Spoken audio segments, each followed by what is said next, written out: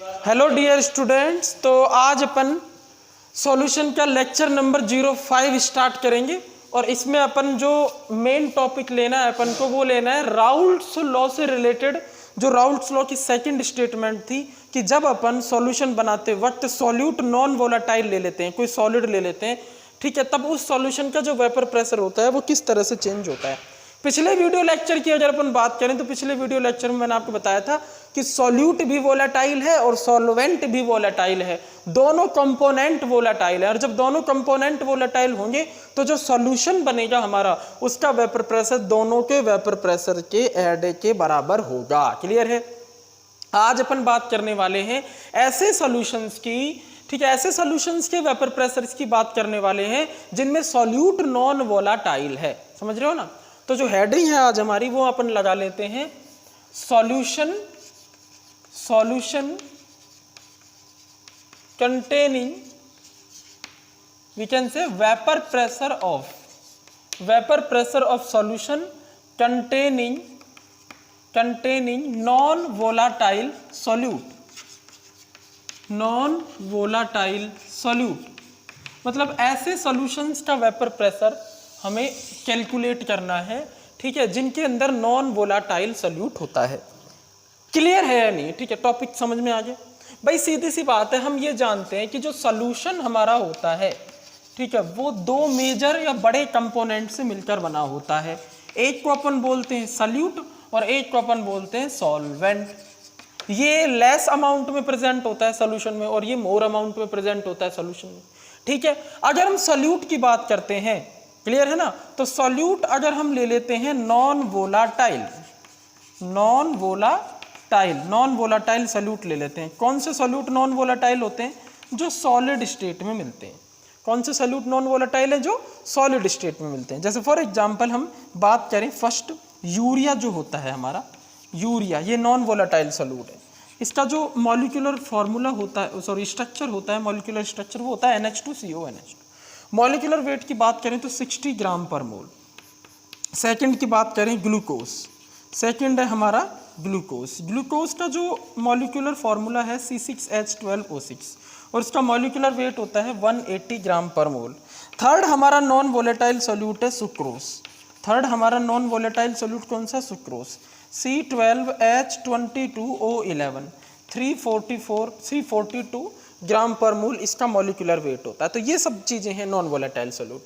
Solvent की बात करें तो ये होना चाहिए हमारा वोलाटाइल। आज के जो सॉल्यूशन पढ़ने वाले हैं इनमें जो सॉल्यूट है वो नॉन वोलेटाइल है, सॉलिड लेते हैं अपन, ग्लूकोज, यूरिया, सुक्रोज वगैरह, और सॉल्वेंट जो है वो वोलेटाइल होगा। क्लियर है ना। वोलेटाइल लिक्विड होगा जनरली, जैसे वाटर हो गया, ठीक है, जैसे मैथेनॉल हो गया, जैसे एथेनॉल हो गया, ठीक है, जैसे बेंजीन हो गया C6H6 मॉलिक्यूलर फॉर्मूला, ठीक है, जैसे टॉलुइन हो गया, ठीक है। तो बहुत केस हम ले सकते हैं, टॉलुइन इसके ऊपर CH3। तो ये सब क्या है? हमारे वोलेटाइल सॉल्वेंट। अगर हम किसी नॉन वोलेटाइल सॉल्यूट को वोलेटाइल सॉल्वेंट में डाल देते हैं, जो सॉल्यूशन होता है उसका जो वेपर प्रेशर होता है वो किस तरह से अपन निकालते हैं, वो किस तरह चेंज होता है, वो सब चीज़ें अपन को पढ़नी है। ठीक है, तो आज अपना टॉपिक है vapour pressure of solution containing non volatile solute. Note कर लो इसको, स्क्रीनशॉट ले लो, बहुत ही इंपॉर्टेंट है।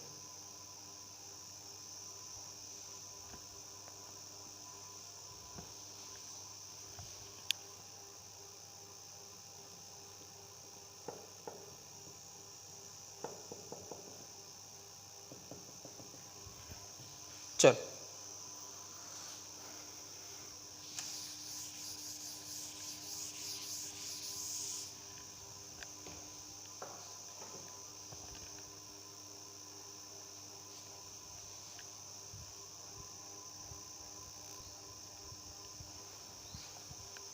ठीक है, तो बात जो करनी है वेपर प्रेशर ऑफ सॉल्यूशन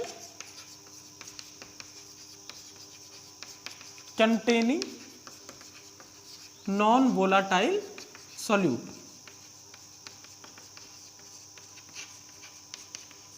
और मैंने अभी आपको बताया नॉन वोलाटाइल सॉल्यूट कौन कौन से होते हैं। क्लियर है। देखो नॉन वोलेटाइल सॉल्यूट जो होते हैं उनका वेपर प्रेशर जो होता है प्योर फॉर्म में, पी नॉट, सॉल्यूट के लिए अपन ने बी बोला था, बी, और पी नॉट मतलब प्योर फॉर्म में। प्योर फॉर्म में अगर नॉन वोलेटाइल सॉल्यूट को ले, यूरिया को ले, ग्लूकोज को ले, सुक्रोज को ले, तो इनका जो वेपर प्रेशर होता है वो 0 होता है। नॉन वोलेटाइल सॉल्यूट का खुद का कोई वेपर प्रेशर नहीं होता। क्लियर है ना? तो अगर ये सॉल्यूशन में जाएंगे तो ये वेपर प्रेशर इनका खुद का कोई क्रिएट नहीं करेंगे। और दूसरी बात, जब ये सॉल्यूशन में जाएंगे तो ये सॉल्वेंट जो होगा उसके वेपर प्रेशर को भी कम करेंगे। किस तरह से मैं आपको समझा, देखो अपन डिस्कस कर रहे हैं, यहाँ पर एक बीकर मैंने ले रखा है, बहुत ही सिंपल है, ठीक है। इस बीकर के अंदर हमने क्या किया हुआ है, इस बीकर के अंदर सपोज करो हमारे पास जो सॉल्वेंट है उसके पार्टिकल प्रेजेंट है इस तरह से, ठीक है। सॉल्वेंट के पार्टिकल्स प्रेजेंट है, क्लियर है नहीं? किस तरह प्रेजेंट है? देखो सॉल्वेंट हो गया हमारे पास ए, ये सरफेस के पार्टिकल प्रेजेंट है हमारे, इस तरह और भी हैं, पहले सरफेस के जाते हैं, ठीक है। यहाँ पर वेपर बनेगी, ठीक है, ये सरफेस होगी, इस पर प्रेशर लगेगा, इसको अपन क्या बोल रहे हैं, पी नॉट ए, समझ गए? पी नॉट ए क्या है यहाँ पर?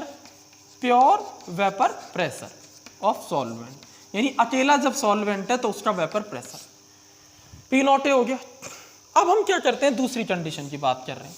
हमने क्या किया, इसमें थोड़ा सा ऐड कर दिया, क्या ऐड कर दिया हमने? ऐड कर दिया थोड़ा सा non volatile solute, add non volatile solute यानी B, non volatile solute B add कर दी, ठीक है। तो क्या होगा, ये जो आपको पार्टिकल्स दिखाई दे रहे हैं ए के, ठीक है ना, इनके बीच बीच में जैसे यहाँ पर बी के पार्टिकल भी आ जाए, बी के आगे, बी के आगे, बी के आगे, बी के आगे, ठीक है। ये ए के पार्टिकल हैं ही सरफेस पर, इनके बीच बीच में ऊपर कहीं बी के पार्टिकल्स भी आ जाते हैं। यहाँ सिर्फ ए के पार्टिकल थे, अब यहाँ पर सॉल्यूशन की बात कर रहे हैं, बी के भी पार्टिकल आ गए, क्लियर है नहीं? तो ये सॉल्यूशन बन गया, सॉल्यूट को हमने डाल दिया नॉन वोलेटाइल सॉल्यूट। तो यहाँ दिमाग लगाने वाली बात है, यहाँ पर सिर्फ जो वेपर बनेगी वो सिर्फ किसकी बनेगी? यहाँ पर वेपर बनेगी ए के पार्टिकल्स की, क्योंकि बी के पार्टिकल्स कैसे हैं? नॉन वोलेटाइल, ठीक है। तो ए के पार्टिकल क्या बनाएंगे, यहाँ पर जो प्रेशर क्रिएट करेंगे, ठीक है ना, वो पार्शियल प्रेशर होगा एक तरह से ए का, ठीक है। तो वो होगा पी ए, पी नॉट नहीं लगा सकते अपन, क्यों? क्योंकि यहाँ पर प्योर नहीं है, अब ये बी साथ में है, तो इसको अपन क्या बोलेंगे? वेपर प्रेशर ऑफ सॉल्यूशन ही बोलेंगे अपन इसको। क्यों भाई, इसको सॉल्यूशन का वेपर प्रेशर क्यों बोल रहे हैं? दिमाग लगाओ, क्योंकि सीधी सी बात ये है कि ये सॉल्यूशन जो है इसमें बी के पार्टिकल्स तो कोई प्रेशर लगाएंगे ही नहीं, क्योंकि वेपर ही नहीं बनाएंगे, नॉन वोलेटाइल सॉल्यूट है, और अगर ये वेपर ही नहीं बनाएंगे तो वेपर प्रेशर 0 होगा ना इनका। तो पूरा का पूरा जो वेपर प्रेशर सॉल्यूशन का होगा वो किसका होगा? जो ए का वेपर प्रेशर है वही होगा। तो पी ए को अपन यहाँ पर क्या बोलेंगे? Vapour pressure of solution. और यहाँ पी ए नॉट को क्या बोलेंगे? Pure vapour pressure of solvent, क्योंकि अकेला था। यहाँ अपन इसको वेपर प्रेशर ऑफ सॉल्वेंट है नहीं बोलेंगे, क्योंकि ये पूरा का पूरा सोल्यूशन है। यहाँ पर इसका वेपर प्रेशर जो होगा पीए होगा, वेपर प्रेशर ऑफ सॉल्यूशन। अब एक इंपॉर्टेंट बात क्या है, ये जो पीए की वैल्यू होगी वेपर प्रेशर ऑफ सॉल्यूशन, ये कम होगी vapour pressure of pure solvent के कंपैरिजन। दिमाग लगाने वाली बात है कि वेपर प्रेशर जो होगा प्योर सॉल्वेंट के ज़्यादा होगा। क्यों? क्योंकि बी के पार्टिकल्स ने क्या किया, ना तो हम खुद वेपर बनाएंगे, बी के पार्टिकल्स क्या करें, ना तो हम खुद वेपर बनाएंगे ना तुम्हें बनाने देंगे। क्लियर है नहीं है? ना तो खुद वेपर बनाएंगे क्योंकि नॉन वोलेटाइल सॉल्यूट है तो वेपर बनाने की टेंडेंसी 0 है, और ना ए के पार्टिकल्स को वेपर बनाने देंगे, इनकी टेंडेंसी भी डिक्रीज करने की कोशिश करेंगे और उस चीज में काफी हद तक सफल भी हो जाएंगे। इसीलिए कुछ कुछ पार्टिकल्स ए के वेपर नहीं बना पाएंगे। तो पहले के कंपैरिजन में ए का वेपर प्रेशर डिक्रीज हो गया, पर ये सॉल्यूशन का वेपर प्रेशर है, ठीक है, ये कम होगा किससे? सॉल्वेंट के प्योर फॉर्म में वेपर प्रेशर के। क्लियर हो गया इन्हीं का? तो सीधी सी बात है, ये ज्यादा है, ठीक है, ये पी ए नॉट की वैल्यू ज्यादा है। क्लियर है नहीं? इसमें से अगर हम डिक्रीज कर दें पी ए की वैल्यू को, ध्यान देना, पी ए नॉट की वैल्यूज में से अगर हम माइनस कर दें पी ए की वैल्यू को, मतलब प्योर फॉर्म में जो वेपर प्रेशर है सॉल्वेंट का, ठीक है, ये क्या है? Pure vapour pressure. क्या लिख सकते हैं इसको? Pure vapour pressure of solvent. Solvent का प्योर फॉर्म में वेपर प्रेशर है, और ये क्या चीज़ है? वेपर प्रेशर ऑफ सॉल्यूशन, पूरे सॉल्यूशन का vapour pressure, vapour pressure of solution containing non volatile solute. पता ही है अपन को नॉन वोलेटाइल सॉल्यूट है, तो ये कम है, ये ज़्यादा है। तो अगर इस डिफरेंस को हम चेक करें तो इसको अपन क्या बोलते हैं? इसको अपन बोलते हैं डेल्टा पी। क्या बोलते हैं? Delta P. और इसे बोलते हैं लोवरिंग इन वेपर प्रेशर। क्या बोलेंगे? Lowering in vapour pressure. That means when we add non volatile solute in volatile solvent then the vapor pressure of a solution is decreases, and the vapor pressure of solvent is decreases, and this decrement, this lowering is called lowering in vapor pressure. ये जो lowering हुई है इसको अपन lowering in vapor pressure बोलते हैं, delta P. Clear हुआ या नहीं हुआ? ठीक है, सॉल्यूशन का वेपर प्रेशर पीए सॉल्वेंट के वेपर प्रेशर से कम हो गया क्योंकि नॉन वोलेटाइल सॉल्यूट जो है उसने वेपर प्रेशर को डिक्रीज कर दिया। तो ये कहानी आपको समझ में आनी चाहिए। ठीक है, अच्छा अब थोड़ा सा मैथमेटिकल बात कर लेते हैं। यहाँ पर देखो भाई, सीधी सी बात यहाँ पर ये है कि हम राउल्ट्स लॉ से एक स्टेटमेंट यहाँ कह सकते हैं कि जो पीए होगा, पीए फ्रॉम राउल्ट्स लॉ, ठीक है, मैं यहाँ पर लिख देता हूँ फ्रॉम राउल्ट्स लॉ, समझना इसको। अगर राउल्ट्स लॉ की हम बात करें, राउल्ट्स लॉ से हम ये कह सकते हैं कि जो पीए की वैल्यू होगी, ठीक है, पीए की वैल्यू होगी ये किसके प्रोपोर्शनल होगी, एक्स ए के। एक्स ए क्या है पर मोल फ्रैक्शन ऑफ ए। अरे जितना ज़्यादा मोल फ्रैक्शन ए का होगा उतना ही ज़्यादा क्या होगा यहाँ पर प्रेशर होगा, वेपर प्रेशर होगा ए का। क्लियर है नहीं? ये राउल्ट लॉ से लिखा है अपन ने। फिर हम ये भी जानते हैं प्रोपोर्शनल टू का साइन हटाते हैं तो के आता है, फिर उस के को अपन रिप्लेस कर देते हैं पी ए नॉट से, तो ये आता है P A naught X A. ये भी हमको पता है, पी ए इक्वल टू क्या हो जाएगा, P A naught X A. ये अपन जान रहे हैं ना, ये P A proportional to X है। ये कहाँ से लिखा है मैंने, राउल्ट्स लॉ से। और राउल्ट्स लॉ की जो स्टेटमेंट है वो क्या है, मैं यहाँ पर आपको इधर लिख देता हूँ। राउल्ट्स लॉ की जो स्टेटमेंट मैंने आपको बताई थी वो क्या है, मैं लिख देता हूँ। राउल्ट्स लॉ की स्टेटमेंट है P A proportional to X है, मतलब the partial vapour pressure of any component in the solution, the partial vapour pressure, the partial vapor pressure of any component in the solution is directly proportional to mole fraction of that component। समझ रहे हो? proportional to mole fraction of that component। ठीक है, मतलब अगर किसी component के solution में मोल ज़्यादा है तो उसका मोल फ्रैक्शन भी ज़्यादा होगा। मोल फ्रैक्शन ज़्यादा होगा तो वेपर भी ज़्यादा बनेगी, वेपर ज़्यादा बनेगी तो वेपर प्रेशर भी ज़्यादा होगा, बशर्ते कि वो कंपोनेंट वोलेटाइल होना चाहिए। नॉन वोलेटाइल हुआ तो उसका वेपर प्रेशर होगा ही नहीं, कुछ जीरो होगा, भले कितने भी मोल हो उसके। क्लियर है नहीं? तो ये मैंने वहाँ से लिखा है, पिछले वीडियो लेक्चर में आप जाके देख सकते हो कि किस तरह से मैंने इसको समझाया था। इसकी मैंने डेफिनेशन लिख दी। क्लियर है? अब अपन P equal to P A naught X से भी अपन ऐसे लिख सकते हैं इसको। पी ए नोट क्या है मैंने बता दिया, प्योर फॉर्म में वेपर प्रेशर ए का, और पी ए क्या है पर सॉल्यूशन का वेपर प्रेशर। क्योंकि ये अपन इसको पार्शियल वेपर प्रेशर भी ए का बोल सकते हैं, लेकिन पार्शियल वेपर प्रेशर तब अपन सही रखते बोलते हैं जब बी भी कोई वेपर क्रिएट कर रहा होता। पिछले केस में मैंने आपको बताया था दोनों वोलेटाइल थे तो ए का भी वेपर प्रेशर था, बी का भी वेपर प्रेशर था, तो पी ए को पार्शियल बोल रहे थे। लेकिन यहाँ पर तो पूरा का पूरा ही सॉल्यूशन का वेपर प्रेशर पी ए है, क्योंकि बी का तो कोई वेपर प्रेशर लग ही नहीं रहा है यहाँ पर, बी तो नॉन वोलेटाइल सॉल्यूट है। समझ रहे हो ना? तो पी ए क्या है यहाँ पर, सॉल्यूशन का वेपर प्रेशर। पी ए क्या है बोलो, सॉल्यूशन का वेपर प्रेशर है। ठीक है, और पी ए नॉट क्या है, सॉल्वेंट का प्योर फॉर्म में वेपर प्रेशर है। क्लियर है? क्लियर है नहीं? ठीक है, तो ये चीजें मैंने आपको बताई थी। अच्छा, अब इसको अपन रीअरेंज करके ऐसे लिख सकते हैं, एक्स ए की वैल्यू क्या होती है, 1 माइनस एक्स बी होती है कि नहीं बोलो। एक्स ए क्या होता है बोलो, 1 माइनस एक्स बी। तो अपन इसको ऐसे लिख सकते हैं, देखो पी ए इक्वल टू हो जाएगा हमारे पास पी ए नॉट, और एक्स ए की जगह मैं लिख दूंगा 1 माइनस एक्स बी, इसमें भी कोई प्रॉब्लम नहीं है। ठीक है, अब अपन इसको लिख सकते हैं पी ए इक्वल टू, अंदर मल्टीप्लाई करेंगे तो ये हो जाएगा P A naught minus P A naught X B हो जाएगा ये। क्लियर है नहीं? ठीक है, अब इसको रीअरेंज कर दो, इसको इधर लिख दो, इसको इधर लिख दो, तो इसको लिख सकते हैं P A naught X B equal to, ये प्लस हो जाएगा ये माइनस हो जाएगा, इधर भेजेंगे P A naught minus P A. अब देखो कुछ होने वाला है, ये क्या है तो तुम समझो, पी ए नोट क्या है, प्योर फॉर्म में वेपर प्रेशर, ए का सॉल्वेंट का वेपर प्रेशर, और पी ए क्या है, सॉल्यूशन का वेपर प्रेशर। पी ए क्या है बोलो, सॉल्यूशन का वेपर प्रेशर। समझ गए ना? इन दोनों का जो डिफरेंस होगा उसे अपन क्या बोलेंगे, लोवरिंग इन वेपर प्रेशर। समझ गए? Lowering in vapour pressure. इसको क्या लिख सकते हैं जरा समझो। ठीक है, इसको क्या लिख सकते हैं अपन, जरा समझो भाई। अपन एक्स बी को क्या लिख सकते हैं यहाँ पर, एक्स बी को हम लिख सकते हैं P A naught minus P ए। क्या लिख सकते हैं, P A naught minus P A upon P A not. ठीक है, ये जो टर्म बनी है ये बहुत इंपॉर्टेंट है। कैसे देखो, very very very important term, equation number 1 दे देता है इसको। ठीक है, वेरी वेरी इंपॉर्टेंट टर्म है। कैसे, पी ए नॉट क्या है, सॉल्यूशन का प्योर फॉर्म में सॉल्वेंट का वेपर प्रेशर, पी ए क्या है, सॉल्यूशन का वेपर प्रेशर। इस डिफरेंस को क्या बोलेंगे, लोवरिंग इन वेपर प्रेशर। क्या बोलेंगे, लोवरिंग इन वेपर प्रेशर। अगर इसमें PA0 से डिवाइड कर देंगे तो इसको बोलते हैं relative lowering in vapour pressure. क्या बोलते हैं इसको? Relative lowering in vapour pressure, RLVP। दिमाग में उठा लो, क्या बोलेंगे इसको? RLVP। That means relative lowering in vapour pressure. क्या बोलेंगे? Relative lowering in vapour pressure. और ये क्या है ऊपर वाला टर्म? ये सिर्फ लोवरिंग, समझ रहे हो ना? जैसे मान लो सपोज करो PA0 की वैल्यू मैं आपको समझाता हूं, देखो यहां पर समझो इसको। सपोज करो PA0 यानी प्योर फॉर्म में जो वेपर प्रेशर है किसी सॉल्वेंट का वो 200 mm Hg है। कितना है? 200 mm Hg है, ठीक है। और जो जब इसमें अपन ने नॉन वोलेटाइल सोल्यूट नहीं डाला तब, अब हमने क्या किया? कुछ 5 gram 10 gram non volatile solute, that means glucose, urea या चीनी वगैरह डाल दी, ठीक है। तो सॉल्यूशन का जो वेपर प्रेशर होगा PA वो कम होगा या इससे ज्यादा होगा? बोलो, अरे बोलो, कम होगा या इससे ज्यादा होगा? कम होगा ना, लोवरिंग होगी ना, क्योंकि नॉन वोलेटाइल सोल्यूट क्या करेगा? खुद तो वेपर बनाएगा नहीं, खुद का वेपर प्रेशर तो 0, दूसरे का भी मत छोड़ो, दूसरे का भी कम कर दो, तो इस जो सॉल्यूशन होगा उसका वेपर प्रेशर ये कम कर देगा नॉन वोलेटाइल सोल्यूट।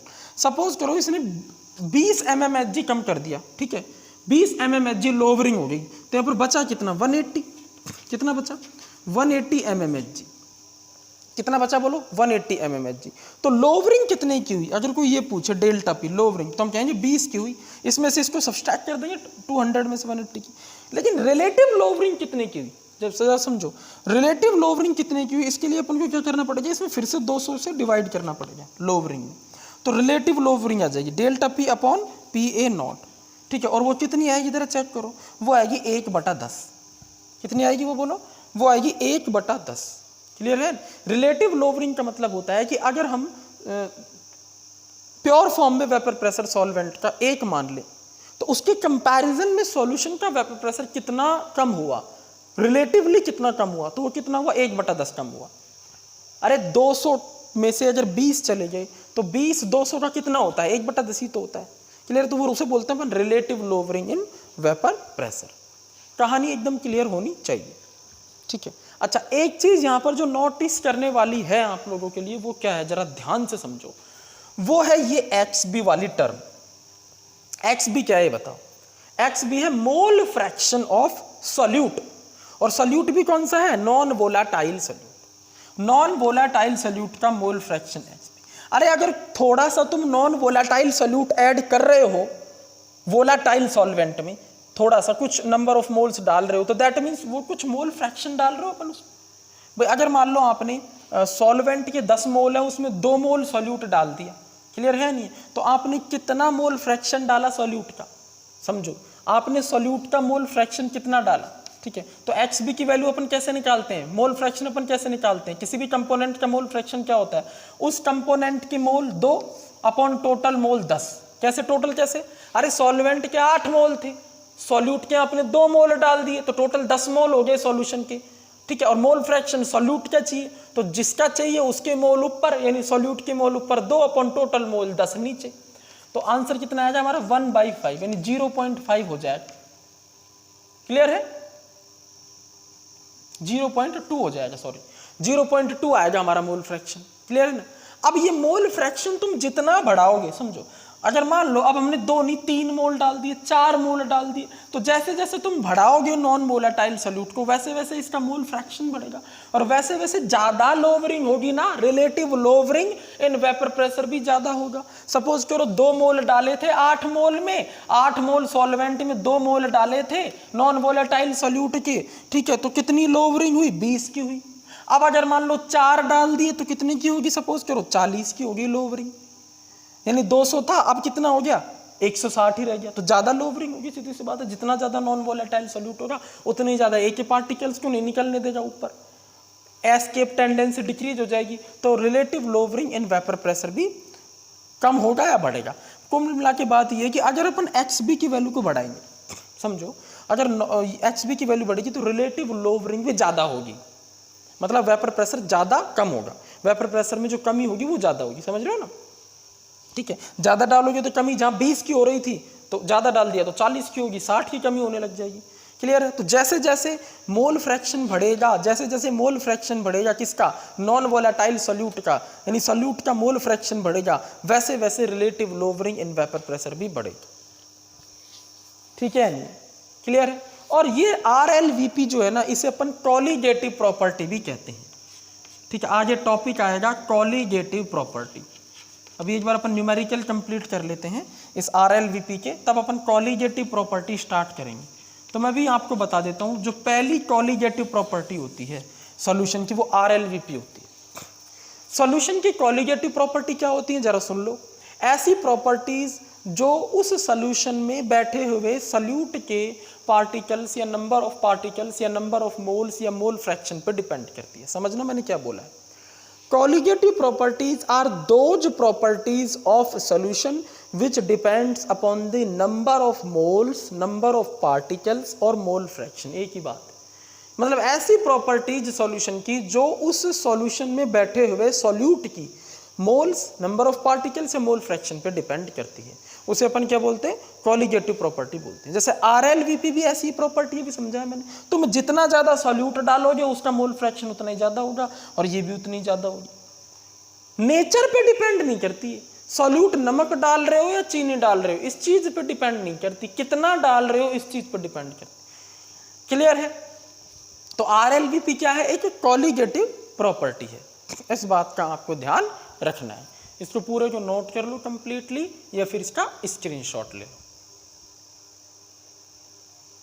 ठीक, चलो अब आगे बढ़े।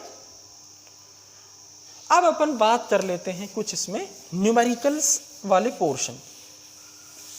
ठीक है, अभी कॉलीगेटिव प्रॉपर्टी जब मैं स्टार्ट करूंगा तो हमें 4 तरीके की कॉलीगेटिव प्रॉपर्टीज पढ़नी है। कॉलीगेटिव प्रॉपर्टीज क्या होती है, मैंने भी आपको बताया था। Those properties of the solution which depends upon the number of particles और number of moles of solute. Solute के जितने ज़्यादा मोल्स या पार्टिकल्स या मोल फ्रैक्शन होता है, ठीक है, उतना ही ज़्यादा कॉलीगेटिव प्रॉपर्टी होती है। और उसमें पहली प्रॉपर्टी होती है RLVP। पहली प्रॉपर्टी क्या होती है हमारी, RLVP, relative lowering in vapour pressure. मैं आपको अभी यहाँ पे एक बार लिख करके बता देता हूँ, जिससे क्या होगा, आपका 2 बार रिवीजन हो जाएगा, क्योंकि बहुत ही इंपॉर्टेंट। ठीक है, कॉलीगेटिव प्रॉपर्टी क्या होती है, किसी सॉल्यूशन की कॉलीगेटिव प्रॉपर्टी क्या होती है, इसको समझो। वैसे ये प्रॉपर्टी डाइल्यूट सॉल्यूशंस की होती है, मैं आपको और अच्छे से क्लियर करूंगा। ठीक है, द प्रॉपर्टी, अपन we can say the property of dilute solutions, the property of dilute solutions which depend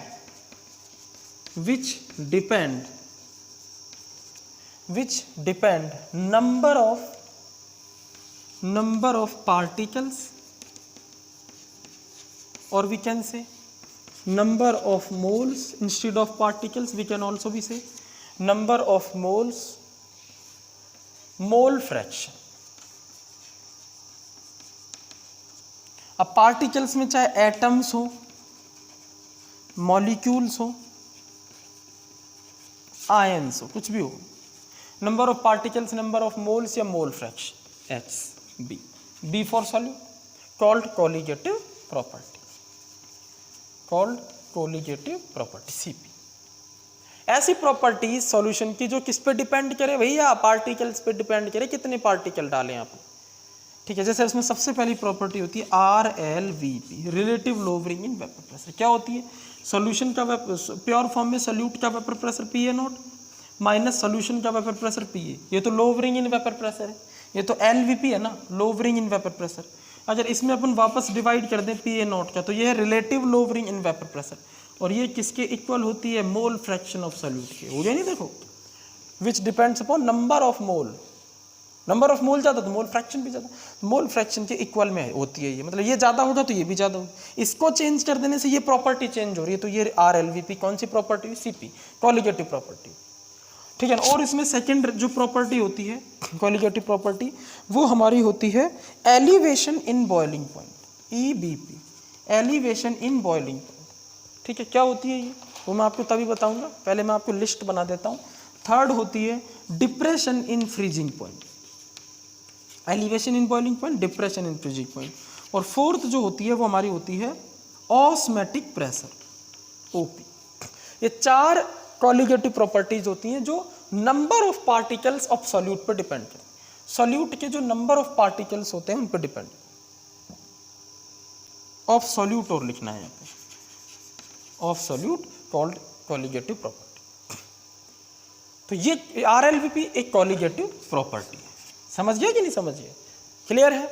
चलो अच्छा, जो मोल फ्रैक्शन होता है सॉल्यूट का HB, वो कैसे लिखते हैं पता है ना, इसको अपन ऐसे भी लिख सकते हैं इस प्रॉपर्टी को, RLVP PA0 minus PA upon PA0, ये RLVP हो गया। इसको अपन क्या लिख सकते हैं XB, और XB कैसे निकालते हैं भाई, सॉल्यूट के मोल फ्रैक्शन कैसे निकालेंगे, सॉल्यूट के मोल अपॉन सॉल्यूट के मोल प्लस सॉल्वेंट के मोल, भाई टोटल मोल नीचे आएंगे ना सॉल्यूट और सॉल्वेंट के, ठीक है। तो इस तरह से भी इसको निकाल, इस पर बेस्ड न्यूमेरिकल मैं आपको करवाऊंगा, क्लियर है। चलो तो जो पहला न्यूमेरिकल है वो अपन स्टार्ट करते हैं, इसको नोट कर लो।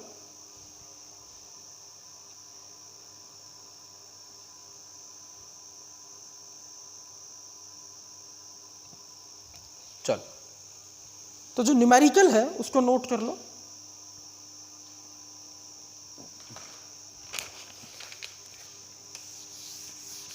फर्स्ट जो न्यूमेरिकल है RLVP से रिलेटेड 3 न्यूमेरिकल्स मैं आपको यहाँ पर कराने वाला हूँ, जिससे आपका पूरा कॉन्सेप्ट जो होगा ना RLVP का और राउल्ट्स लॉ का, वो सारा का सारा एकदम क्लियर हो जाएगा अच्छे से, ठीक। चलो तो स्टार्ट करते हैं।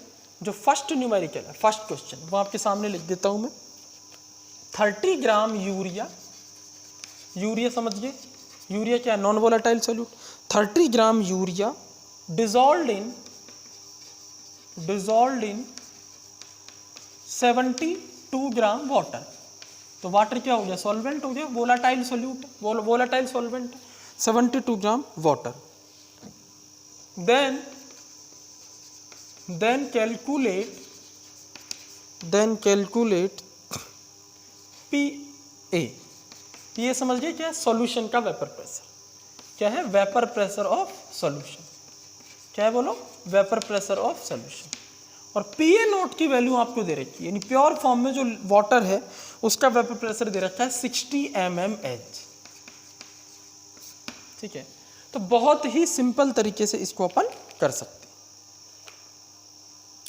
देखो किस तरह से इसको अपन कर, ध्यान दो, वे सीधी सी बात है, हमारे पास PA0 की वैल्यू हमें दे रखी है, हमें PA की वैल्यू निकालनी है, क्लियर है। डायरेक्ट एक तरीका मैं सिंपल आपको बता देता हूं पहले, फिर एक बड़ा तरीका बताऊंगा, दोनों तरीके से आपको आना चाहिए, ठीक है। तो मेथड 1 यूज कर रहा हूं पहले,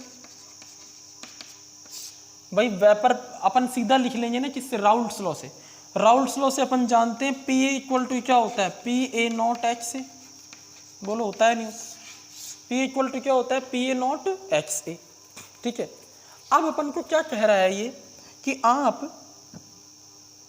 PA की वैल्यू निकालिए, PA0 की वैल्यू हमें दे रखी है, समझो PA0 की वैल्यू कितनी है 60।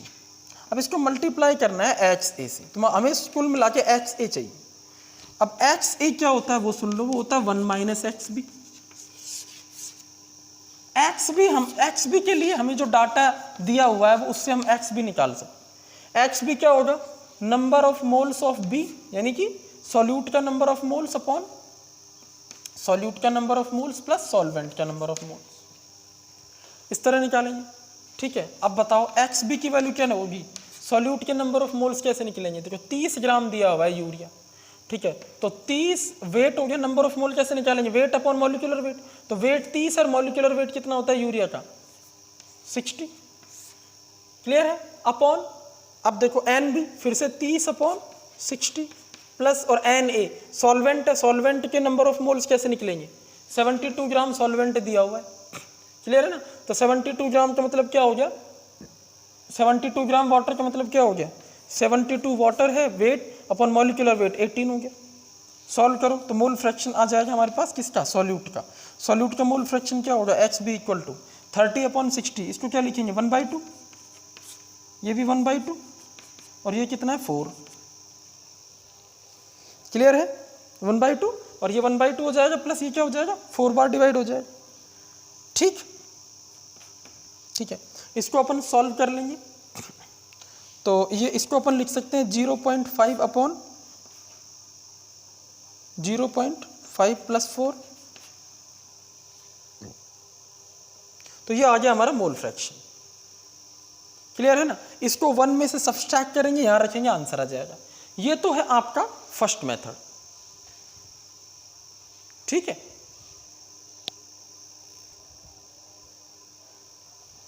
अच्छा तो देखो इसको अपन कर सकते हैं, एक्स बी की जो वैल्यू होगी यहाँ पर वो हो जाएगी 0.5 अपॉन 4.5 ऐड हो जाएंगे।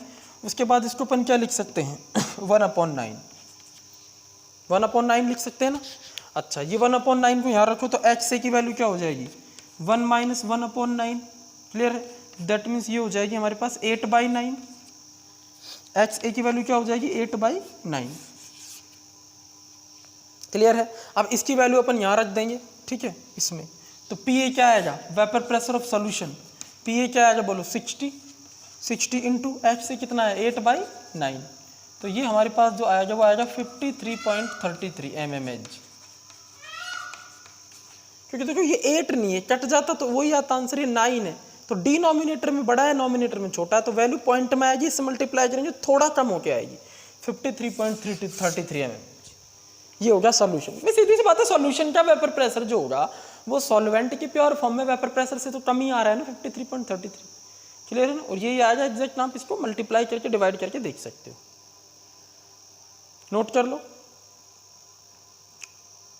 चलो नोट कर लिया। क्लियर है? ठीक, चलो अब एक बात बताओ, अपन एक दूसरा तरीका भी यूज कर सकते हैं इसमें। ये तो राउल्ट्स लॉ से कर दिया, अब आरएलवीपी वाले मेथड से भी आरएलवीपी की फॉर्म में लिख लो इक्वेशन को। भाई RLVP relative lowering in vapour pressure की फॉर्म में इक्वेशन को अपन लिख लेते हैं। क्लियर है नहीं? तो उससे भी अपन कर सकते हैं। ठीक है, देखो कैसे करेंगे, मैं आपको करके दिखा देता हूं। जो दूसरा मेथड है इसका वो भी मैं आपको बता, दोनों ही मेथड से आपको आना चाहिए। ठीक है, तो इसका जो सेकंड मेथड है उससे अपन कैसे करेंगे, तो सीधी सी बात है, एक्स बी इक्वल टू क्या होता है P A naught minus P A upon P A naught. Clear? X B की वैल्यू कितनी आ जाएगी 1/9, अभी निकाली थी मैंने। ठीक है, एक्स बी क्या होगा N B upon N B plus N A, उसे 1/9 equal to P A naught कितना है 60 माइनस पी ए निकालना है अपॉन 60। ठीक है, देखो ये हो जाएगा अपना 1/3 से कटेगा। ठीक है, और ये होगा 20, तो 1/3 equal to 60 minus P A upon 20। Clear है? ठीक है, अब इसको अपन लिख सकते हैं 20 इक्वल टू, इसको लिख सकते हैं 20 इक्वल टू, मल्टीप्लाई करो अंदर तो ये हो जाएगा 180 माइनस 3 पी ए, ऐसे लिख सकते हैं। क्लियर है? अब इसको क्या लिख सकते हो, इसको लिख सकते हैं 3 P A equal to 180 minus 20। ठीक है, या इसको लिख सकते हैं 3 पी ए इक्वल टू 160। ठीक है, और फिर इसको क्या लिख सकते हैं आगे, देखो इसको आगे ऊपर लिख रहा हूं मैं, पी ए इक्वल टू क्या हो जाएगा 160/3 कर लो 53.33 mmHg आएगा। कैसे भी कर लो, आंसर सेम। आंसर क्या आना है बोलो, सेम आना है। क्लियर? चलो नोट कर लो, स्क्रीनशॉट लो। तो दोनों ही अलग अलग मेथड से मैंने आपको ये करके दिखाया। अब अपन बात करते हैं सेकंड क्वेश्चन, बहुत ही इंटरेस्टिंग क्वेश्चन। ठीक है, 3 न्यूमेरिकल से आपको ये आरएलवीपी का कॉन्सेप्ट एकदम क्लियर हो जाएगा। ठीक है, तो चलो सेकंड जो न्यूमेरिकल है उसको डिस्कस करते हैं, क्या है वो। तो क्वेश्चन मैं लिख देता हूं, calculate mass of non volatile solute. चलो तो स्टार्ट है, कैलकुलेट क्वेश्चन नंबर 2, बहुत ही इजी है। Calculate mass of non volatile solute, mass of non volatile solute. Molar mass दिया हुआ है, मास निकालना है, मोलर मास दिया हुआ है 40 ग्राम पर मोल। समझ रहे हो ना? Required to be dissolve, required to be dissolve in 114 gram octane, in 114 gram octane to lower vapour pressure to 80%, to lower vapour pressure to 80%। कितना जबरदस्त और बढ़िया क्वेश्चन है, देखो समझो, सारे कॉन्सेप्ट ही क्लियर हो जाएंगे। हमें कैलकुलेट करना है नॉन वोलाटाइल सॉल्यूट का मास, नॉन वोलाटाइल सॉल्यूट का मास हमको कैलकुलेट करना है। उसका मोलर मास दिया हुआ है 40 ग्राम पर मोल, रिक्वायर्ड टू बी डिसॉल्व, उसका मतलब कितना मास रिक्वायर्ड है, ठीक है, 114 ग्राम ऑक्टेन में, कि उसका जैसे ही उसको अपन डालेंगे उस मास को जो हम निकाल रहे हैं, हमें पता नहीं कितना मास है, जब उसको डालेंगे अपन 114 ग्राम ऑक्टेन में, ये सॉल्वेंट है, ऑक्टेन क्या है यहाँ पर, सॉल्वेंट लिक्विड फॉर्म में होता है, ये एल्केन है, 8 कार्बन की एल्केन ऑक्टेन, इसमें डालेंगे तो कितना मास डालें 114 ग्राम ऑक्टेन में, कि सॉल्यूशन का वेपर प्रेशर डिक्रीज होकर 80 रह जाए। अगर स्टार्टिंग का वेपर प्रेशर प्योर फॉर्म में सॉल्वेंट यानी ऑक्टेन का वेपर प्रेशर 100 ले अपन 100 mmHg, तो सॉल्यूशन का कितना होना चाहिए, 80 रह जाना चाहिए, टू 80%। कमी 80% नहीं, कमी तो 20% हुई, समझ रहे हो ना, 100 लिया है तो 20 कम हो गया, 80 रह गया, तो इतना कितना हम डालें, कितना सॉल्यूट डालें कि वो 80 रह जाए 100 से। तो हमें क्या निकालना है, हमें लास्ट फाइनल निकालना है मास, मास ऑफ सॉल्यूट, ये हमें निकाल सॉल्यूट का मास निकाल। तो भैया सॉल्यूट का मास निकालने के लिए RLVP का कॉन्सेप्ट यूज करना पड़ेगा, ठीक है, relative lowering in vapour pressure, वही होगा यहाँ पे। देखो जरा समझो, PA क्या है, PA नोट क्या है, ठीक है, प्योर फॉर्म में वेपर प्रेशर किसका, सॉल्वेंट का, कितना है 100 मानेंगे ना परसेंट में, इसलिए दे नहीं रखा तो 80% लोवरिंग हो रही है, तो लोवरिंग होकर सॉल्यूशन का फाइनल 80% बच रहा है, तो स्टार्टिंग का 100 मानो, ठीक है, और सॉल्यूशन का कितना बच रहा है 80, तो लोवरिंग 20 की होगी, तो PA नोट मिल गया और PA मिल गया, क्लियर है नहीं, ठीक है। और XB की वैल्यू क्या है ये हमें नहीं पता, अगर हमें XB की वैल्यू कोई बता दे तो XB की वैल्यू से हम क्या निकाल लेंगे, नंबर ऑफ मोल निकाल लेंगे सॉल्यूट का, उससे मास निकल जाएगा, ठीक है। तो हम क्या करेंगे जरा समझो, पहले तो XB की वैल्यू निकालते हैं। तो XB की वैल्यू कैसे निकालेंगे, क्योंकि PA और PA नोट जब पता होता है तो XB निकल जाता है, relative lowering in vapour pressure वाले कॉन्सेप्ट से। भाई क्या लिखेंगे XB को, PA note minus PA upon PA note, ये लिखेंगे। तो XB की वैल्यू कैसे निकलेगी, PA नोट कितना है बोलो 100, माइनस PA कितना है 80 अपॉन 100, ठीक है, सॉल्व कर लो। तो XB की वैल्यू क्या आएगी 20 अपॉन 100, तो ये आ जाएगी 1/10 यानी 0.5।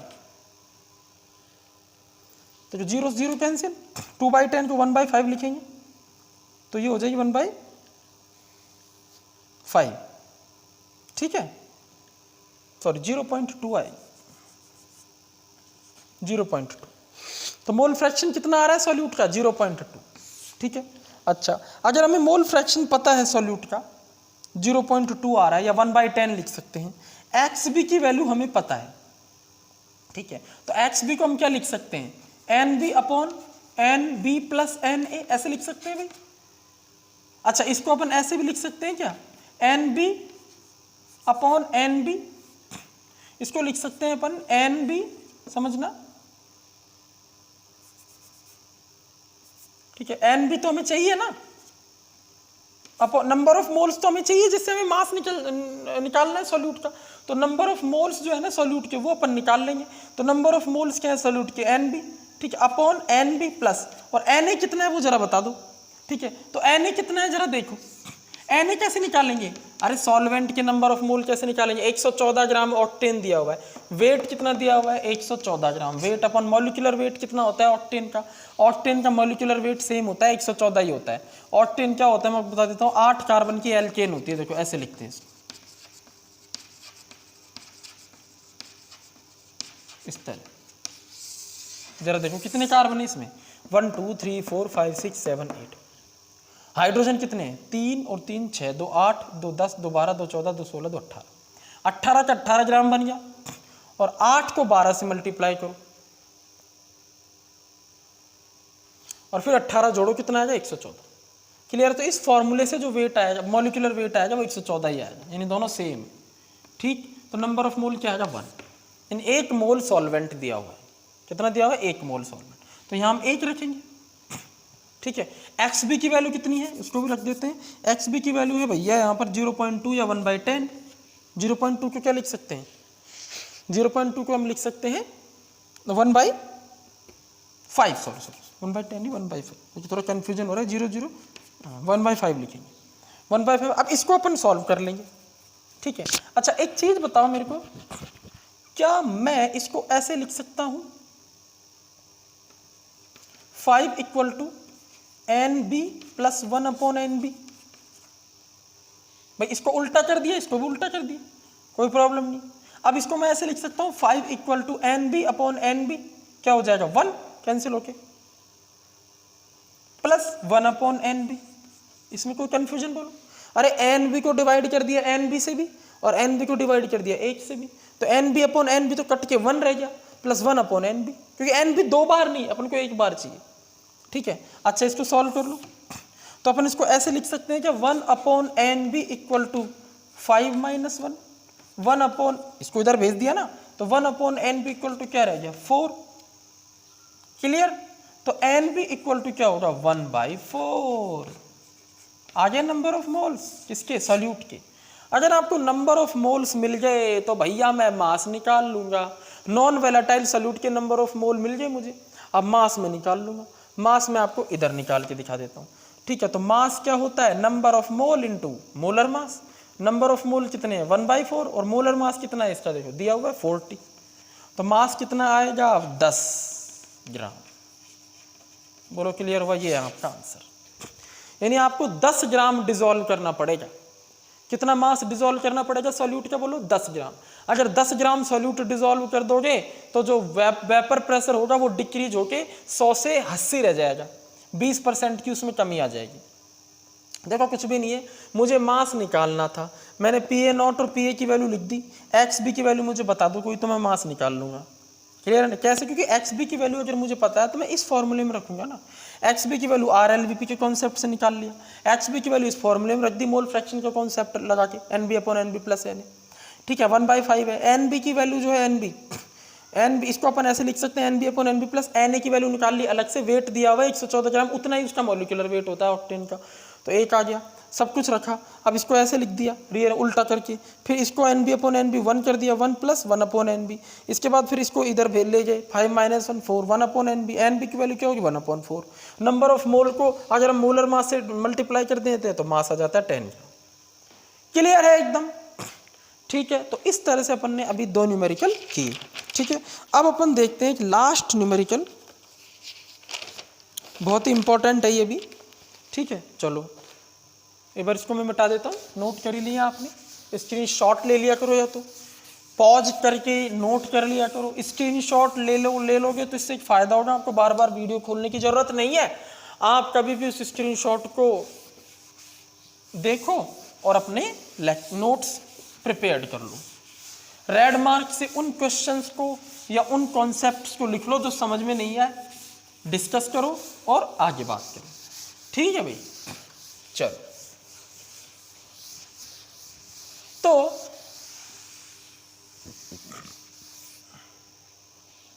अब अपन बात करेंगे next numerical, question number 3। Vapour pressure of pure water दिया हुआ है, vapour pressure of pure water. Vapour pressure of pure water is 12.3 kilo pascal at 300 kelvin temperature. इतने टेम्परेचर पर प्योर वाटर का vapour pressure 12.3 kilo pascal. Find the vapour pressure of solution. क्या करना है, find the vapour pressure of solution. Solution का vapour pressure नहीं, contain 1 molal non volatile solute, contain 1 molal non volatile solute, non volatile solute. समझे, यानी हमें vapour pressure pure water का दिया हुआ है, सॉल्यूशन का निकालना है और मोलालिटी दी हुई है। सॉल्यूशन की जो मोलालिटी दी हुई है वो कितनी दी हुई है, वो दी हुई है 1 मोलाल। कितनी दी हुई है 1 मोलाल। बहुत ही सिंपल है, ठीक है। देखो स्टार्ट करते हैं अपन। मोलैलिटी दी हुई है 1 मोलाल। 1 मोलाल का मतलब समझते हो 1, स्मॉल m की वैल्यू 1 है। मतलब क्या है इसका, 1 मोल सॉल्यूट। मोलैलिटी की डेफिनेशन के अकॉर्डिंग लिख रहा हूं, 1 मोल solute dissolve, 1 mole solute dissolve in 1 kg water, 1 kg water या 1000 ग्राम वाटर। एक तरह से मोलैलिटी नहीं दी हुई हमें, ये हमें दो चीजें देना चाह रहा है मोलैलिटी बोल के। हमें नंबर ऑफ मोल सॉल्यूट के बताना चाह रहा है, कितने हैं, नंबर ऑफ मोल सॉल्यूट के बताना चाह रहा है 1, एनबी की वैल्यू बताना चाह रहा है, ठीक है, समझ गए ना। और हमें क्या बताना चाह रहा है, वेट ऑफ सॉल्वेंट, ठीक है ना, मास ऑफ सॉल्वेंट, यानी मास ऑफ सॉल्वेंट WA, ये हमें कितना बताना चाह रहा है 1000 ग्राम, ठीक। पूछ क्या रहा है, सॉल्यूशन का वेपर प्रेशर, तो बहुत ही सिंपल भाई, सीधी सी बात है, कॉन्सेप्ट लगा दो, PA naught minus PA upon PA naught equal to XB, ये फॉर्मूला है, आंसर आ जाएगा, ठीक है। PA नॉट की वैल्यू कितनी है प्योर फॉर्म में वेपर प्रेशर 12.3, तो ये हमें दिया हुआ है 12.3, माइनस PA की वैल्यू हमें निकालनी है अपॉन 12.3, ठीक, इक्वल टू XB, XB को हम कैसे निकालेंगे, तो XB होगा NB upon NA plus NB, निकाल लो। NB क्या है, सॉल्यूट के नंबर ऑफ मोल, सॉल्यूट क्या है हमारे पास 1, तो नंबर ऑफ मोल इसका दिया हुआ है 1, ठीक है। और सॉल्वेंट के नंबर ऑफ मोल्स कैसे निकालेंगे, उसका वेट दिया हुआ है 1000 ग्राम, और वाटर का मॉलिक्यूलर वेट 18 होता है, ठीक है। तो यहाँ पर रख दो, आंसर आ जाएगा। कैसे लिखेंगे, 12.3 minus PA upon 12.3 equal to NB क्या है, number of moles of solute, कितने हैं number of moles of solute, NB की वैल्यू कितनी है 1, अपॉन NA क्या है देखो 1000 अपॉन 18 प्लस 1, क्लियर, ठीक है। इसको आप सॉल्व कर लो। इसको सॉल्व करने के लिए अपन इसको इस तरह लिख देंगे रीअरेंज करके, 12.3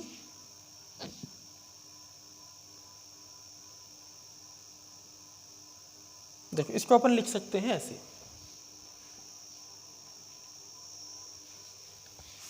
देखो इसको अपन ऐसे लिख सकते हैं 12.3 upon 12.3 minus PA upon 12.3 equal to 1 upon 1000 upon 18 करेंगे ना, तो ये आता है 55.5 प्लस 1, ठीक है।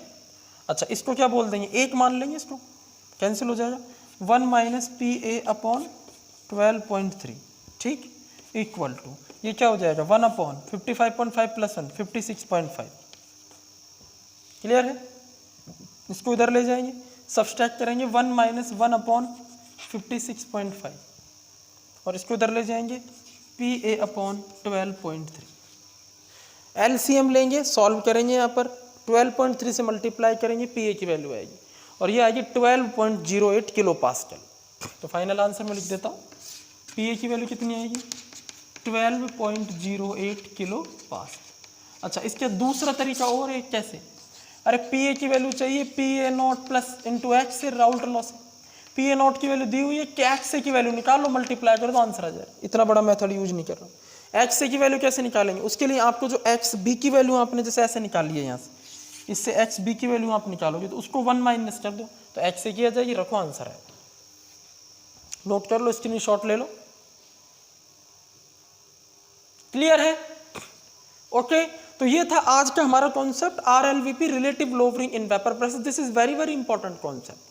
राउल्ट्स लॉ को अपन जब पढ़ते हैं तो दोनों ही केस अपन को अच्छे से आने चाहिए कि भैया जब सॉल्यूट वोलेटाइल है, सॉल्वेंट वोलेटाइल है, तब किस तरह से डील करना है, और सॉल्यूट नॉन वोलेटाइल है तो सॉल्यूशन का पूरा वेपर प्रेशर जो होगा वो PA होगा, और सॉल्यूशन का वेपर प्रेशर उसके प्योर फॉर्म, सॉल्वेंट की प्योर फॉर्म में वेपर प्रेशर PA नॉट से कम होगा, इसे लोवरिंग बोलेंगे। इसमें PA नॉट से डिवाइड कर देंगे तो relative lowering in vapour pressure बोलेंगे। ये colligative property. Next video lecture में अपन कॉलिगेटिव प्रॉपर्टी स्टार्ट करेंगे। Thank you very much.